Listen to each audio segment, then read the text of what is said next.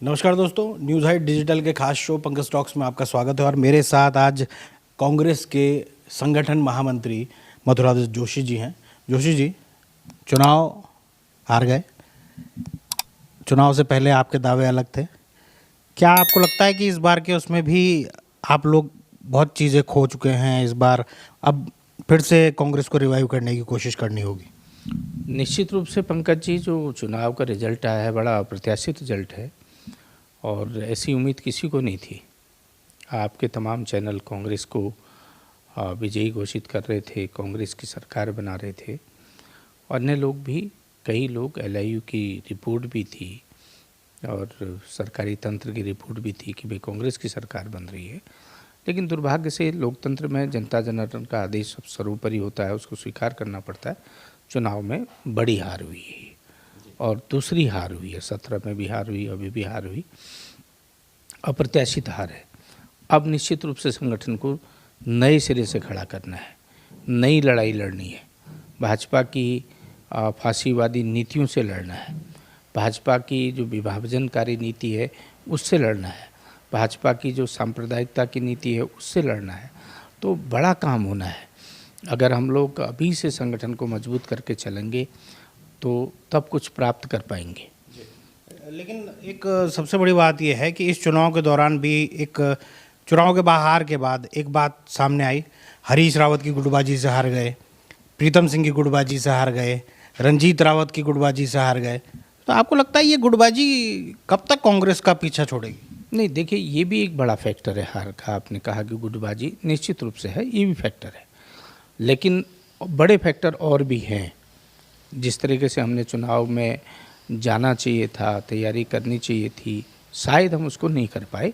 जो हमारा घोषणा पत्र था, जो हमने वायदे जनता से कर रहे थे, हम उसको जनता तक पहुंचा नहीं पाए, जनता को अपनी बात ढंग से समझा नहीं पाए। भारतीय जनता पार्टी कई फैक्टर्स में काम कर गई।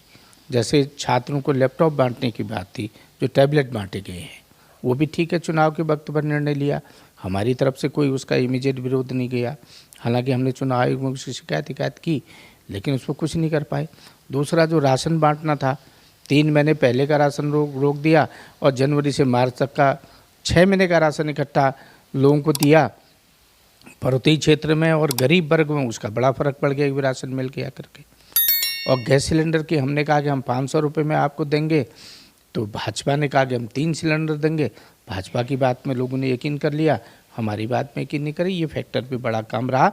और ये बात आपकी बड़ी सही बात है कि कांग्रेस को सबसे पहला काम, अगर संगठन को मजबूत करना है तो सबसे पहला काम ये है कि हाँ, गुटबाजी को हमको त्यागना पड़ेगा।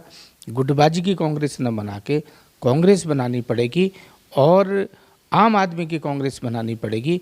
जनता के बीच में जाना पड़ेगा, जनता की लड़ाई को लड़ना पड़ेगा। क्या आपको लगता है कि नेतृत्व की लड़ाई, जब हरीश रावत और प्रीतम सिंह के उसमें कि भाई उनको ये लग रहा था कि सरकार आएगी तो मुख्यमंत्री मैं बनूंगा, ये बनेगा, तो क्या उसकी वजह से नुकसान हुआ लोगों में, एक ये चला गया भाई ये तो खुद ही लड़ रहे हैं? नहीं, मैंने कहा ना, कई फैक्टर काम कर रहे थे।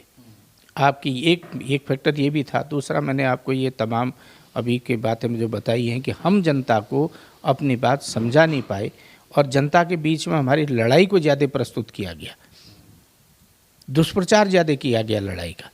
लोकतंत्र है, होता है, बड़ी पार्टी में इस तरीके की बातें होती, क्या भाजपा में नहीं है क्या? आपने क्या कि हारे हुए व्यक्ति को मुख्यमंत्री बना दिया और भाजपा के बड़े बड़े नेताओं ने विरोध किया, बिशन सिंह चुबाल ने विरोध किया, बंशीधर भगत जी नाराज़ हो गए और मदन कौशिक तो अभी तक हक्के बक्के रह गए कि मेरे साथ क्या हो गया। विधानसभा के अध्यक्ष के आसन ग्रहण में आपने अच्छी तरह देखा होगा, विधानसभा की कार्रवाई को आप लोग कवर करते हैं। मदन कौशिक भी नहीं थे, आपके बिशन सिंह चुफाल भी नहीं थे। झगड़ा है, लेकिन हमारे झगड़े को ज़्यादा प्रचारित किया गया, उसका नुकसान हमको बहुत हुआ। अच्छा, आपके प्रभारी पर बहुत सवाल खड़े उठते हैं। इस दौरान में कई विधायकों ने सवाल खड़े किए, लोगों ने ये तक कहा कि भाई टिकट बेच दिए, और उन पर सीधे सीधे सवाल। अभी बीच में जो कार्यक्रम हुआ उस पर ऐसे आक्षेप लगे, भाई वो हरीश रावत को कह रहे हैं कि भाई आपने, जब आप थे तो आपने गढ़वाल का नहीं लिया। हरीश रावत उन पे वो कर रहे हैं, प्रीतम सिंह ने उन पे सवाल खड़े कर दिए कि भाई मुझे गुटबाज कैसे कह दिया। आपको नहीं लगता कि प्रभारी जो भेजे गए थे उनका सबको एक साथ मिला के चलना था, ना कि सबको लड़ाना था? नहीं, देखिए बहुत कोशिश की गई सबको एक साथ मिलाने की, और ये सब बातें अब देखिए ना, चुनाव जीत गए होते तो आप देखते कि यही लोग सब लोग प्रभारी की वाई करते। चुनाव हार गए हैं तो अब कोई नहीं मिला तो प्रभारी के पीछे पड़ गए। हमको आत्मविश्लेषण करना पड़ेगा, कांग्रेस के लोगों को स्वयं आत्मविश्लेषण करना पड़ेगा कि गलती कहाँ पर है। किसी की गलती नहीं होती है।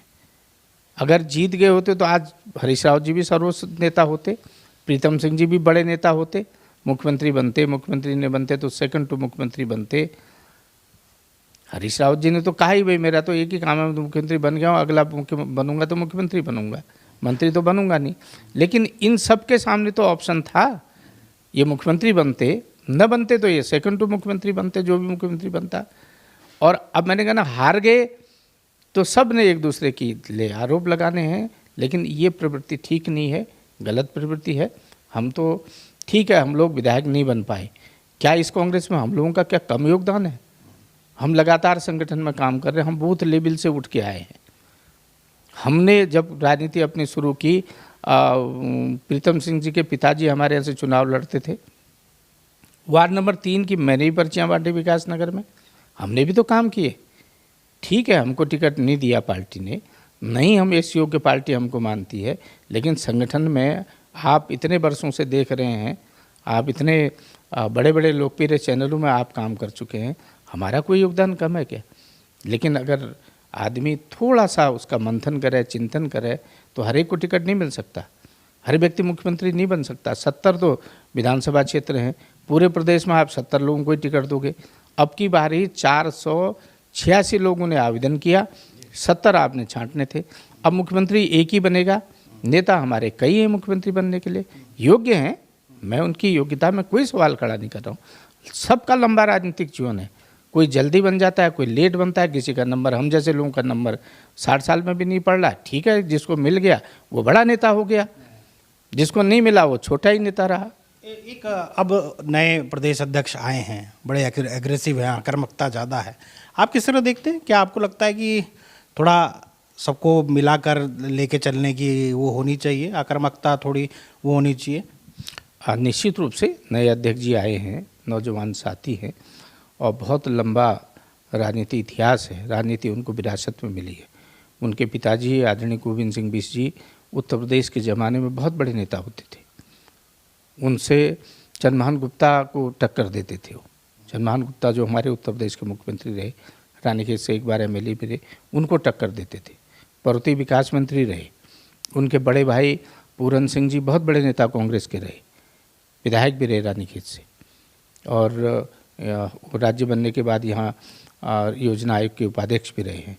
तो लंबा इतिहास है, हम उम्मीद करते हैं कि वो गुटबाजी को कम करेंगे, सबको साथ लेके चलेंगे। इस समय पार्टी संक्रमण काल से गुजर रही है, पार्टी विपत्ति में है, इस समय तोड़ने की आवश्यकता नहीं है, जोड़ने की आवश्यकता है, सबको साथ लेकर चलने की आवश्यकता है।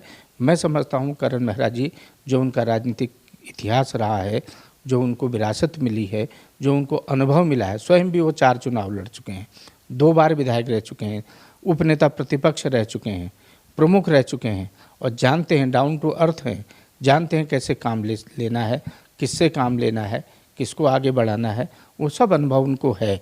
हमें उम्मीद है कि निश्चित रूप से उनके अनुभव का लाभ पार्टी को मिलेगा, और वो पार्टी में सबको एक साथ लेकर चलने का प्रयास करेंगे। एक सवाल ये है, जिस तरीके से हरीश धामी नाराज़ हुए, उसके अलावा कई ऐसे विधायक हैं जो नाराज़ हैं, कई ऐसी भी बात आ रही हैं बीजेपी में चले जाएंगे, और फिर आपके अध्यक्ष की भी इसी के साथ एक और सवाल है कि अध्यक्ष कहते हैं कि भाई उनके ऊपर कार्रवाई हो जाएगी। फिर रंजीत रावत भी तो हरीश रावत पर सवाल खड़े कर रहे थे, वो अनुशासनहीनता वो भी कर रहे थे, एक ही पे ऐसी बोली क्यों? नहीं, खैर देखिए, अनुशासनात्मक कार्रवाई तो होनी चाहिए, पार्टी में अनुशासन रहना चाहिए, उसका प्रयास भी किया गया। बहुत से लोगों ने सीमा से बाहर जाके कुछ बातें कही हैं, और पार्टी, क्योंकि अब नए अध्यक्ष जी आए हैं, अभी अनुशासन समिति बन नहीं है, अनुशासन समिति बनेगी तो सारे मामलों को देखेगी, अगर जहाँ से भी शिकायतें आएंगी उनकी छानबीन की जाएगी। कोई कितना ही बड़ा भी नेता हो, अगर वो अनुशासनहीनता के दायरे में आएगा तो निश्चित रूप से उसके खिलाफ कार्रवाई होगी। सेलेक्टिव तो नहीं होगी? नहीं, सेलेक्टिव मैं उम्मीद करता हूँ कि करण मेहरा जी के समय में कोई सेलेक्टिव कार्रवाई नहीं होगी। वो सबको बराबर एक पैमाने पर नाप कर कार्रवाई की जाएगी और निश्चित रूप से अनुशासन कड़ाई से लागू किया जाएगा। धामी को मना लिया जाएगा? निश्चित रूप से मना लिया जाएगा। धामी जी हमारे नौजवान साथी हैं और 3 बार के विधायक हैं, सीमांत क्षेत्र के विधायक आते हैं, उत्साही हैं, महत्वाकांक्षी हैं। महत्वाकांक्षा पालना कोई बुरी बात नहीं है, अच्छी बात है, महत्वाकांक्षा होनी चाहिए, इच्छा उनकी भी थी। ठीक है, पार्टी फोरम में उनको अपनी बात कहनी चाहिए और उन्होंने कही भी है। अगर उनके साथ जो भी अन्याय हुआ है पार्टी उसमें न्याय करेगी और पार्टी समय आने पर उनका भी उचित सम्मान करेगी। ये थे मथुरादास जोशी जी, जिन्होंने पार्टी संगठन को लेकर काफ़ी खुलकर बातें कही हैं और अपनी बात उन्होंने काफ़ी खुलकर रखी है। तो मिलते हैं अगले किसी वीडियो में, तब तक के लिए नमस्कार।